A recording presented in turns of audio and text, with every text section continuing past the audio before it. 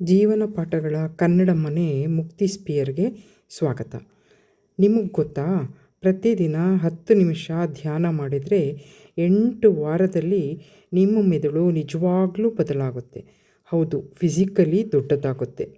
ಇವತ್ತು ನೀವು ತಿಳಿಯಿರಿ, ಧ್ಯಾನ ಮಾಡಿದಾಗ ನಿಮ್ಮ ಬ್ರೈನ್ ಒಳಗೆ ಏನಾಗುತ್ತೆ ಅಂತ. ಸೈನ್ಸ್ ಏನು ಹೇಳುತ್ತೆ ಅಂತ.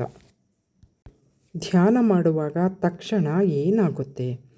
ಧ್ಯಾನ ಮಾಡೋಕ್ಕೆ ಕೂತ ತಕ್ಷಣ ನಿಮ್ಮ ಬ್ರೈನ್ ಆಲ್ಫಾ ವೇವ್ಸ್ ಅಂತ ಕರೆಯೋ ತರಂಗಗಳನ್ನು ಜಾಸ್ತಿ ಪ್ರೊಡ್ಯೂಸ್ ಮಾಡುತ್ತೆ.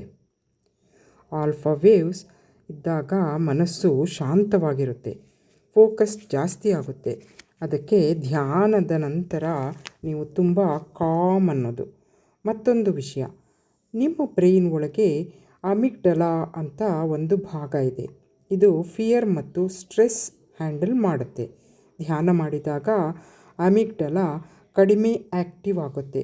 ಅಂದರೆ ಸಣ್ಣ ಪುಟ್ಟ ವಿಷಯಕ್ಕೆ ಟೆನ್ಷನ್, ಸ್ಟ್ರೆಸ್ ತಗೊಳ್ಳೋದು ಕಡಿಮೆ ಆಗುತ್ತೆ.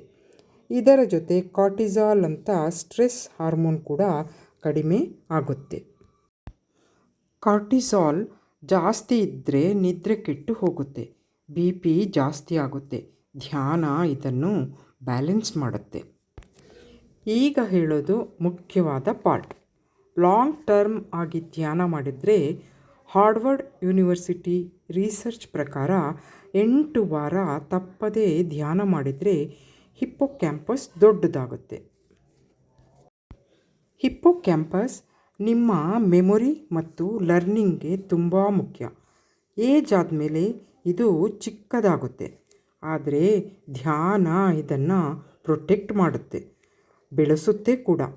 ಅದೇ ರೀತಿ ಅಟೆನ್ಷನ್ ಮತ್ತು ಸೆಲ್ಫ್ ಅವೇರ್ನೆಸ್ಗೆ ಸಂಬಂಧಿಸಿದ ಬ್ರೈನ್ ಏರಿಯಾನಲ್ಲಿ ಗ್ರೇ ಮ್ಯಾಟರ್ ಡೆನ್ಸಿಟಿ ಅಂತಾರಲ್ಲ, ಅದು ಜಾಸ್ತಿ ಆಗುತ್ತೆ. ಅಂದರೆ ನಿಮ್ಮ focus power, decision making power improve ಆಗುತ್ತೆ. ಮತ್ತೊಂದು ಶಾಕಿಂಗ್ ಫ್ಯಾಕ್ಟ್, ಧ್ಯಾನ ಮಾಡೋರ ಬ್ರೈನ್ ಏಜ್ ಆಗ್ತಾ ಶ್ರಿಂಕ್ ಆಗೋದಿಲ್ಲ. ಅಂದರೆ ಧ್ಯಾನ ಮಾಡಿದರೆ ಬ್ರೈನ್ ಏಜ್ ಕಡಿಮೆ ಆಗುತ್ತೆ ಅಂತಲೂ ಹೇಳಬಹುದು. ಮೆಲಾಟೋನಿನ್ ನಮ್ಮ ನಿದ್ರಾವಸ್ಥೆ, ಎಚ್ಚರಾವಸ್ಥೆ ಚಕ್ರವನ್ನು ನಿಯಂತ್ರಣ ಮಾಡುತ್ತೆ. ಧ್ಯಾನ ಮಾಡೋದ್ರಿಂದ ಮೆಲಾಟೋನಿನ್ ಪ್ರೊಡಕ್ಷನ್ ಚೆನ್ನಾಗಿ ಆಗುತ್ತೆ. ಅದಕ್ಕೆ ಧ್ಯಾನ ಮಾಡೋರಿಗೆ ನಿದ್ದೆ ಚೆನ್ನಾಗಿ ಬರುತ್ತೆ. ಕಾರ್ಟಿಸಾಲ್ ಬೇಸ್ಲೈನ್ ಕೂಡ ಕಡಿಮೆ ಆಗೋದ್ರಿಂದ ರಾತ್ರಿ ಮನಸ್ಸು ಕಾಮಾಗಿ ನಿದ್ದೆ ಬೇಗ ಬರುತ್ತೆ. ಎಷ್ಟು ಹೊತ್ತು ಯಾವ ಧ್ಯಾನ ಮಾಡಬೇಕು ಅನ್ನೋದನ್ನು ತಿಳ್ಕೊಳ್ಳೋಣ. ಹಾಗಾದರೆ ಈ ಚೇಂಜಸ್ಗೆ ಎಷ್ಟು ಹೊತ್ತು ಧ್ಯಾನ ಮಾಡಬೇಕು? ರಿಸರ್ಚ್ ಹೇಳೋದು ದಿನಕ್ಕೆ ಕೇವಲ 10ರಿಂದ 20 ನಿಮಿಷ ಸಾಕು.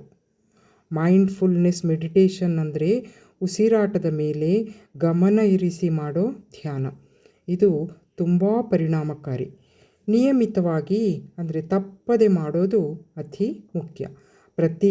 ದಿನ 10 ನಿಮಿಷ ಮಾಡೋದು ವಾರಕ್ಕೆ ಒಮ್ಮೆ 1 ಗಂಟೆ ಮಾಡೋದಕ್ಕಿಂತ ಒಳ್ಳೆಯದು.